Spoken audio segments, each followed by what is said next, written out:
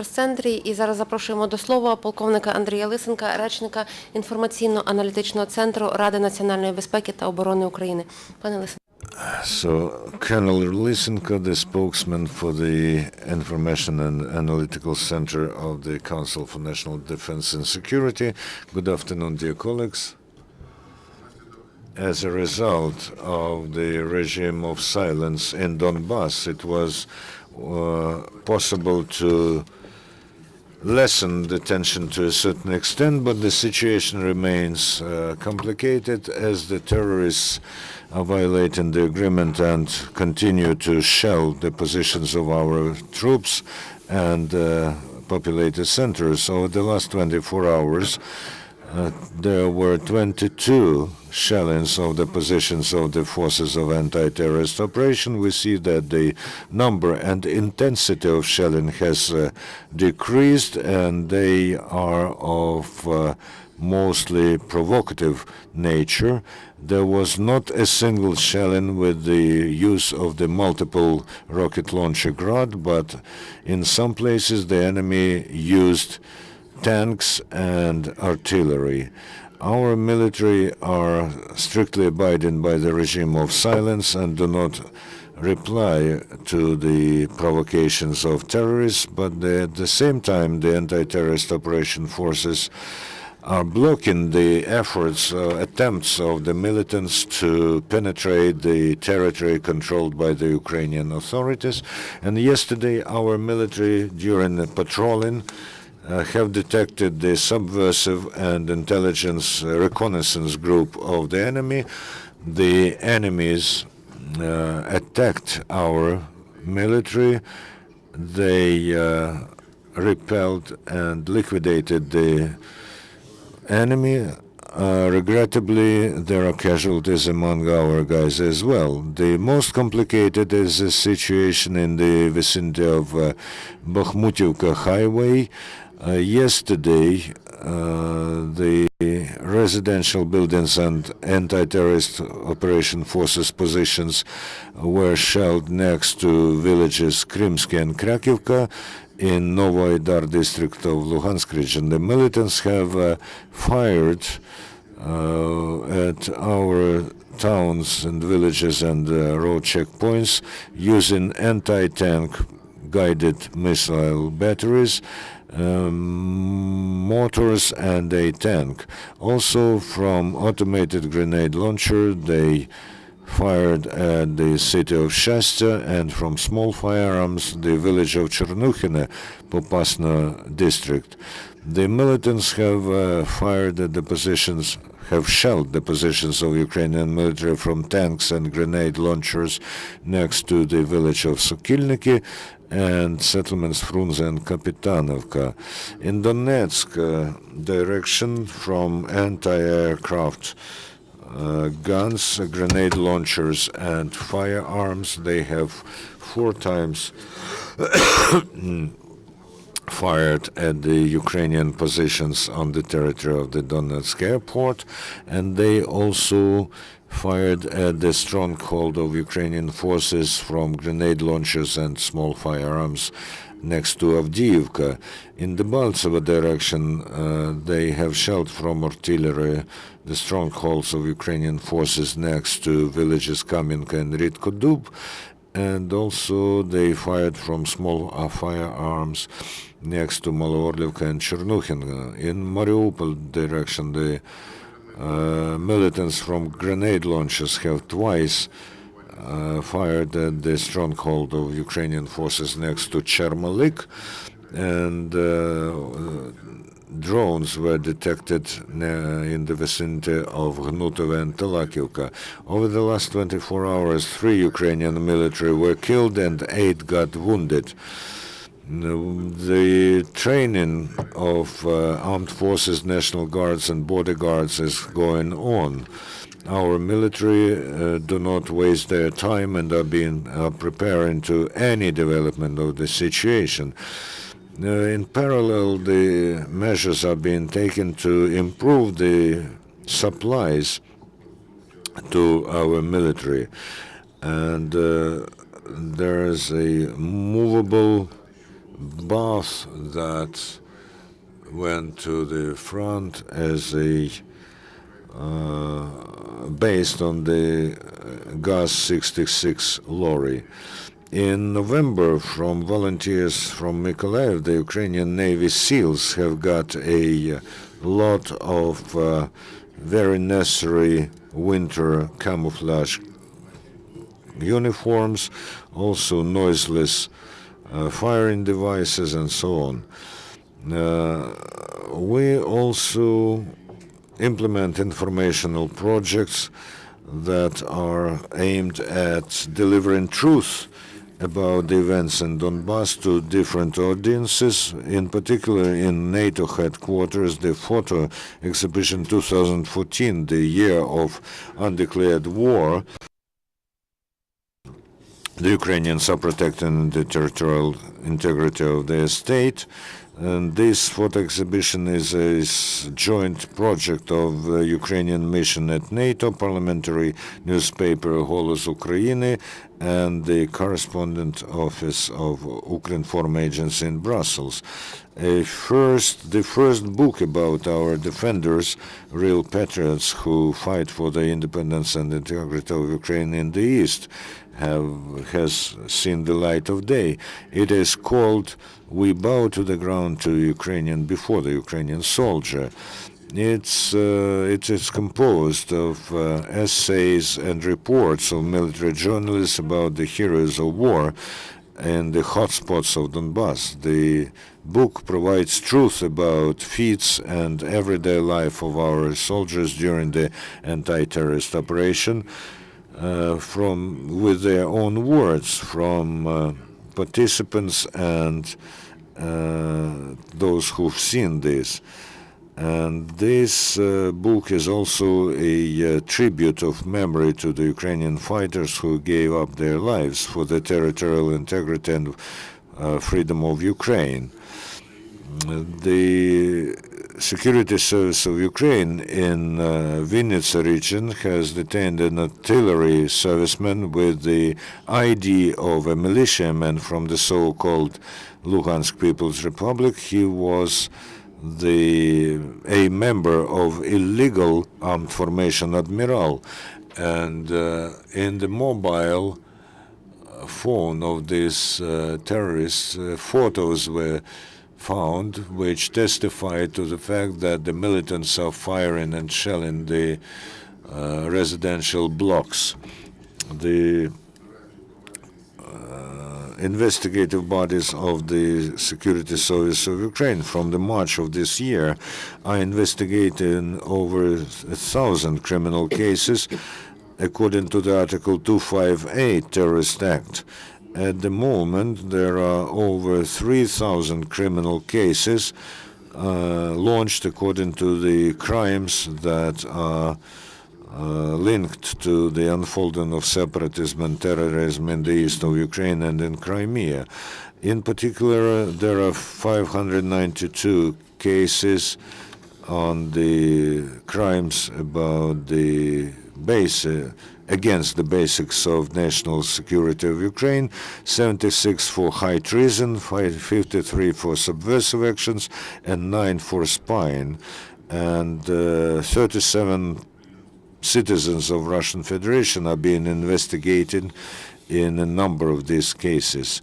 The SBU, the Security Service, has determined mass fact of cruel conduct of terrorists from the so-called DNR and LNR with military servicemen and civil population, torturing and other illegal actions, and also the facts of robbing by the active members of terrorist organizations of national values and the property of state enterprises, and also the destruction of historical and cultural monuments. The control over the movement of goods and cargoes across the border has been reinforced, and the control checkpoint next to settlement Arteminsk, 2 lorries with coal were not allowed to pass, and 2 of them tried to pass without control. They were escorted by the Ford car where there were two people in military uniform. They refused to provide their IDs. Now they are detained and are being checked. Also at the control checkpoint next to Mariupol, a Maz lorry was detained with almost 20 tons of sunflower seed. Yesterday, the security service of Ukraine, together with bodyguards and battalion Aidar, next to the city of Shasty in Luhansk region, have detained two trucks that tried to pass through without any documentation to the territories controlled by the militants. And part of the cargo was composed of tobacco and food of unknown origin. But the main part of the cargo was alcohol, the price of which exceeded 1 million hryvnia.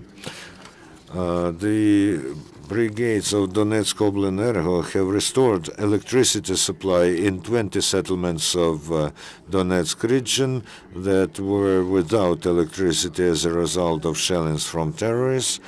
And yesterday, due to the regime of silence initiated by the Ukrainian side, 11 air electricity supply lines were restored, 17 substations, and 172 transformer substations that allowed to switch electricity supply to almost 300,000 customers. Yesterday, the specialists of the RRT concern were able to provide, in Kramatorsk, were able to provide the broadcast of radio channel Radio Możliwości, and in Dokuchaevsk they have switched on the transmitter of Ukrainian Radio 1. In Drushkivka, 326 IDPs got one-off assistance to the tune of 3,900 hryvnia to every person from Czech humanitarian organization, people in need.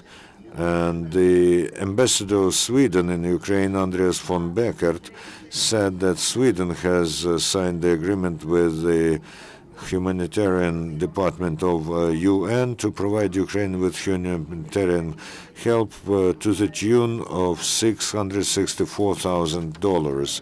In Dnipropetrovsk, Zaporizhia, and Kharkiv region, there is a constant work on erecting this stationary transitory towns from modular type houses. At the moment, we've got 1,064 modules, part of which is already assembled. And during the last 24 hours, the pyrotechnical units of the State Emergency Service have detected and defused 65 units of ammunition. The President of Ukraine, Petro Poroshenko, during the meeting with the Prime Minister of Australia, Tony Abbott, thanked for financial assistance from Australia in the amount of $100 million, which it will provide to Ukraine, and also for the assistance to Ukrainian army. Tony Abbott informed that the decision is made to give assistance to the armed forces of Ukraine in the amount of more than $2 million. Australia is supporting Ukrainian people, and the latest months Australia morally supports and economically helps Ukraine, stated Tony Abbott. In the U.S. Congress, the draft budget for 2015 was announced. It provides for financial assistance of Ukraine and money for counteraction to Russian aggression in Eurasia. That includes $140 million for economic assistance and $122 million for reforming armed forces of Ukraine. Separately, $175 million will be allocated by Pentagon to military assistance to Ukraine, Latvia, Lithuania, and Estonia. Besides that, almost $500 million is included into the budget to counteract Russian aggression in Eurasia. Part of that money could be addressed to Ukraine. Vice President of US Joe Biden, during the meeting with the Prime Minister of Estonia, Taavi Rivas, agreed on the importance of providing additional financial assistance to Ukraine, за порушення суверенітету і територіальної implementation of reforms, and to continue sanctions on Russia for violating sovereignty and territorial integrity of Ukraine, including arming pro-Russian separatists in the east of Ukraine. The member of European Parliament, Jacek Saryusz-Wolski, stated that the West will supply to Ukraine the equipment which could make the chances of Ukraine in the war with Russia equal, and also will strengthen the sanctions against the Russian Federation. According to him, the issue is not whether Ukraine is doing enough to resolve the conflict on its territory, but whether the West will do enough to help Ukraine. First of all, we need to supply a lot of weapons to make equal chances in counteracting Russia. We also need another wave of sanctions against Russian Federation, stated the member of parliament. He believes that Ukraine now needs most of all the means of anti-tank defense, armored vehicles, and anti-aircraft missiles. And the head of the delegation of Europarlament on cooperation with Ukraine, Andriy stated that the EU is responsible for helping Ukraine to return the lost territories. According to him, European Union has the main responsibility for Ukraine in two aspects. First, to help Ukraine to return territories which are under occupation, part of Lugansk and Donetsk regions, and illegally annexed Crimea. The second is to support the process of reforms in the state, stated the member of the parliament. It is clear that in the current situation with the security in these regions, most of the work should be done by OSCE. We want international observers to get involved into full control over Ukrainian-Russian border and to stop the supply from Russia of people and equipment, he added. Thank you. Now your questions. Could you please tell, talking about further negotiations, is there any information? Will there be something happening tomorrow? And do Ukrainian military continue not to shoot back? As to negotiations, and there's no clear information yet.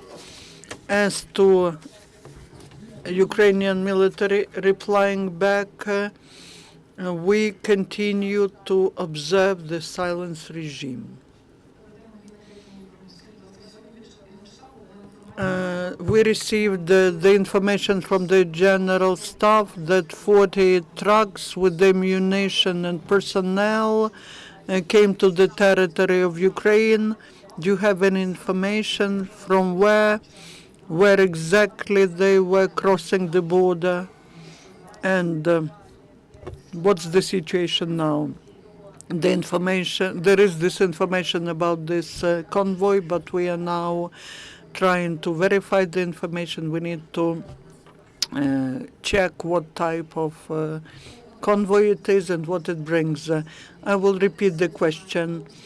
How intensive should be the shellings, or how many of them should be, so that Ukrainian military start replying to them? And also the terrorists say that they start withdrawing the heavy equipment, armament. Do you have this information as to withdrawal of heavy armaments, heavy weaponry, artillery? If people look into the window and they see that artillery is moving, that doesn't mean that it's withdrawn, because we have people that were lost within these 24 hours. The people who were wounded, basically, the first item of Minsk agreement hasn't been observed, the ceasefire. We've mentioned the 22 shellings of our positions we registered only during the last 24 hours. And that does not, that means that the first item of protocol has not been observed. And talking about withdrawal of artillery of certain caliber, that means that these are provocative statements with which They are trying to deceive the Western world. They're trying to say that they are executing the agreement, but this doesn't happen. If there's certain movement of artillery, it is just to change the position and to start new shellings. As to the shellings take place from peaceful residential areas. We cannot shell back. If there are attacks, we repel the attacks. Now there are no attacks. Is there any information about the reasons of fire at the warehouses of ammunition near Kramatorsk? And what was it? The attack of the terrorists? I'm not ready to answer that question yet.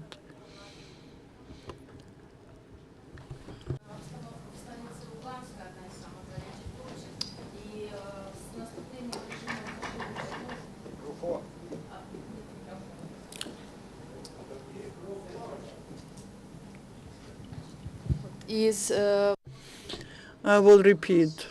What is the situation in Stanitsa Luganska? And with the silence regime, is there any chance to restore electricity and heating there? Stanitsa Luganska was also shelled, but we've mentioned that the intensity is much lower, and that allows the teams of repair workers to go there and to restore gas pipelines and electricity lines and heating systems, and that allows us to save peaceful citizens who are still on the territories occupied by terrorists, so that they get electricity, heating, and gas. And the ceasefire regime, which Ukrainian side is absolutely observing, helps us to restore the infrastructure and is helping peaceful citizens to get what is needed in the period of cold weather. Any other questions? Thank you.